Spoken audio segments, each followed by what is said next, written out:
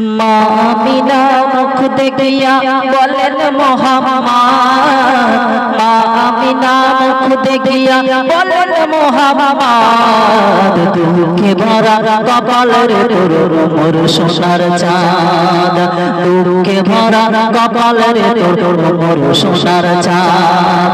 মা আমিনা মুখ দেখিয়া বলেন মুহাম্মদ, মা আমিনা মুখ দেখিয়া বলেন মুহাম্মদ, দুঃখে ভরা কপালের তোর মোর সোনার চাঁদ, দুঃখে ভরা কপালের তোর মোর সোনার চাঁদ। মা